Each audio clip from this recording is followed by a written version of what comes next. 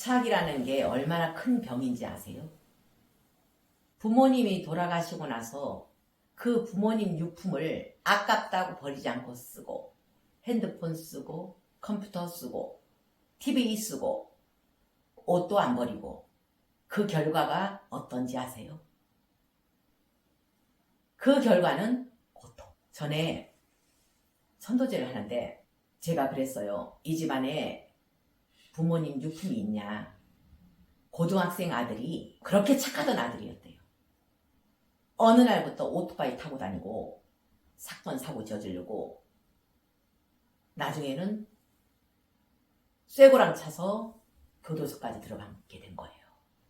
제가 물어봤어요. 부모님 유품이 있냐. 은팔찌 있대요. 은팔찌. 그리고 금목걸이. 이 아들이 그걸 처분 못하고 지금까지 갖고 있는데 은팔찌가 뭐예요? 수갑이잖아요. 그래서 교도소에 들어가고. 그런 사연이 또 하나 있어요. 얼마 전에 여기 와서 천도제 한 분인데 부친이 돌아가시고 나서 콩가루가 된 거예요. 1년 사이에. 아들 둘이 있는데 중학생이에요. 둘 다. 하나는 중학교 1학년. 하나는 2학년. 둘 다 착했대요. 1년 전까지만 해도. 부모님 돌아가시고 나서 두 번째 아들 1학년짜리부터 사건 사고를 저지르는 거예요. 깡패들하고 어울려 다니면서 이제 소년원에 들어가게 생겼대요. 그리고 첫 번째 아들 여기도 굉장히 착하고 공부 잘했는데 어느 날부터 공부 안 한대요.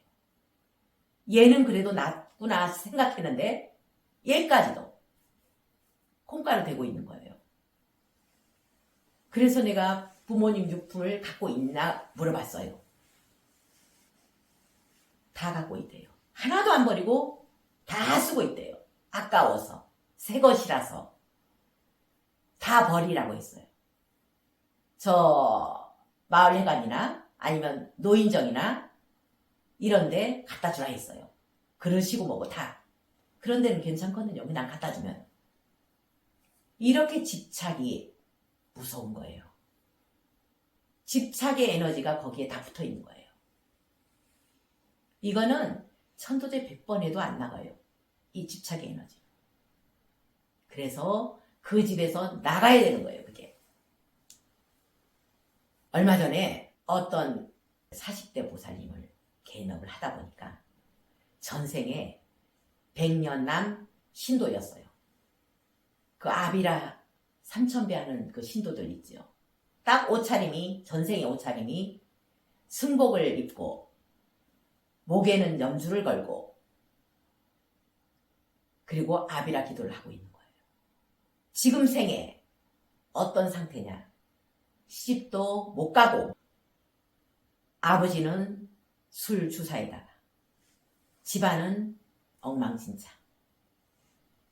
얘기를 했어요. 그 보살님 보고. 보살님 전생에 100년암 신도였다. 아비라 기도 3000배를 엄청 많이 했다. 근데 이번 생에 왜 이렇게 살고 있나? 수행을 제대로 안 했다. 수행의 결과로는 아상이 깨져야 되는데 아상이 깨지기는커녕 아상만 더 높였다. 그래서 이 생에 이런 고통을 통해서 지금 아상을 깨고 있다. 그랬더니만 이 보살님이 아비라 기도를 다닌대요. 이 생에도. 3000배도 다닌대요. 그 아비라 기도에 가보면은요. 노보살님들이 얼마나 상이 강한가. 갑질이 얼마나 강한가. 젊은 신도들 오면은 갑질을 심하게 한대요. 앞에도 못 앉게 하고 방석도 자기네 유론 방석 써야 된다고 하고 옷도 똑같은 옷을 입고 오지 않으면은 망보라고 한대요. 그게 수행이에요? 잘못하고 있는 거예요. 특히 아비라기도 하는 분들. 상이 이만큼 강해. 지장경은 쳐다보지도 않아요. 자신들은 몇십 년 아비라 기도했다. 상만 높아요. 그게 수행 제대로 한 거예요? 이야기했잖아요. 수행은 상을 깨는 거. 집착만 강해지는 게 바로 이런 분들이라는 거예요. 이렇게 집착은 상만 강해지고 고통만 따르게 돼 있어요. 어느 집안을 천도제 하는데 돌아가신 부친이 어디에 있나? 아기 지옥에 있는 거예요. 이분은 상문살이 가득 끼어 있었어요. 내가 죽기 전에 상문살이 가득 끼어 있었어요. 제가 그랬어요. 이 부친 돌아가시기 전에 평생 상문살이 수두룩하게 끼었다. 그랬더니만 요령 흔드는 걸 했대요. 요령. 이제 가면 언제 오나 어야 뒤에서 어야 뒤야 하죠. 이 요령 흔드는 일을 했대요. 그러니까 상문살이 가득 있는 거예요. 아무나 하면 되는 게 아니에요. 요령은. 이거를 이길 수 있는 사람이 이런 일을 해야 되는데 아무나 이거 요령 잡는다고 해가지고 되는 게 아니라는 거예요. 귀신만 가득 붙은 거예요. 그래서 평생 술로 살았대요. 그리고 헛것도 봤대요. 내 헛것이 보인다 했대요. 귀신 시이니까. 돌아가시고 나서 자식들도 전부 상문살. 조카는 조현병이에요. 이 집안의 아기들을 다 불러들인 거예요. 잡귀들을. 떠도는 귀신들을 다 불러들인 게 바로 요 요령 흔드는 일이었는 거예요. 심야괴담회라는 그런 프로가 있어요. 거기에 보면은 염하고 화장하는 직업을 갖고 있는 사람들은 다 술로 살아요. 술이 아니면은 이 기운을 못 버티는 거예요. 물에 빠진 사람 건져주면 보따리까지 내놓으라는 게 사람이잖아요. 그것처럼 인간은 집착이 강하기 때문에 저 축생들은 먹을 거에 대한 집착밖에 없어요. 인간들은 먹을 거 만족하면은 좋은 집, 좋은 차, 명예, 온갖 집착의 덩어리가 인간이에요. 그러니까 그 집착 때문에 못 떠나고 떠돌고 있는 사람들이 이렇게 많다는 거예요. 귀신이 돼서. 우리는 살아생전에 집착으로부터 벗어나야 돼요. 욕심이 바로 집착을 부르고 아까 물건 하나마다 핸드폰까지 TV까지 밥통까지 다 집착의 에너지가 붙어있기 때문에 동티가 나는 거예요. 그리고 아까 있잖아요. 팔찌, 목걸이, 반지 여기에 동티가 많이 나는 거예요. 에너지가 다 붙어있다는 거예요. 집착의 에너지가. 그래서 돌아가시면은 이거를 처분해서 좋은 데 빨리 보내버리는 거예요. 방생하는 데 써버리든지 아니면 뭐 어느 단체에 좋은 일에 써버리든지 그럼 복이 오는데 이거를 갖고 있으면서 이 집안의 고통으로 오게 만든 거예요. 우리는 집착을 버리는 그런 수행을 해야 돼요. 예를 들어서 지장경을 한다. 지장경 기도를 하는데 집착을 비우는 수행은 뭐예요? 이 경을 읽은 공덕을 회양을 해버리는 거예요.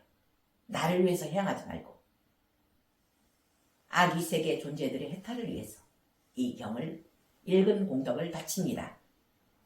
아니면 내가 살생한 그런 진해를 위해서 이 경에 읽은 공덕을 바칩니다. 이래서 내 자식, 내 남편, 내 가족을 위해서 바치지 말라는 거예요. 이 원한들의 해탈을 위해서 바치라는 거예요. 그러면 절대로 아상이 생기지 않아요. 아상을 끊는 게 수행인데 아상을 계속 높이니까 기도 가피가 없는 거예요. 다음 생은 아상을 깨는 연습을 또 하게 하기 위해서 고통스러운 상황이 주어진다는 거예요. 저는 기도 아비라 다 해봤어요. 그때 할 때 무슨 생각 든지 아세요? 와, 나도 해냈네.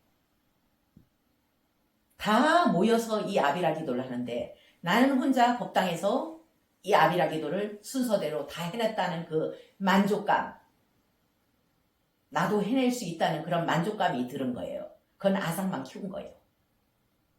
그 다음 자비도량 참법도 해봤어요. 아비라나 자비도량 참법 할 때는 솔직히 가피는 하나도 없었어요. 지장령 할 때 많이 가피를 받죠.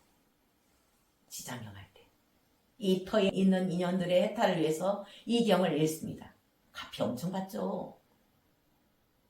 길거리에 터져 있는 고양이 있으면 그 고양이 한 마리를 위해서 지장경 3번 읽어주고 그러면서 가피를 엄청 보게 됐다는 거예요. 이게 아상을 깨는 수행이지 수행이라고 하면서 아상이 깨지기는커녕 만족감, 나도 해냈어, 너희들 못하지, 나는 이렇게 했거든, 평생 나는 30만동 했거든, 너희들은 못했지. 이게 얼마나 아상을 키우는 일인지 아세요? 이만큼 높아지는 거예요. 아상. 나처럼 많이 한 사람 없을 거야. 이렇게 아상을 깨는 수행이 가피가 오고 그리고 성불을 보장하는 길이라는 걸 알고 우리는 아상을 깨는 게 올바른 기도고 수행이라는 걸 아시고 이 길로, 이 보살도의 길로 모두 함께 나아갑시다. 그래서 다음 생은 제 천신검에 나오는 이니스프레 언덕에 모두 다 오르도록 합시다.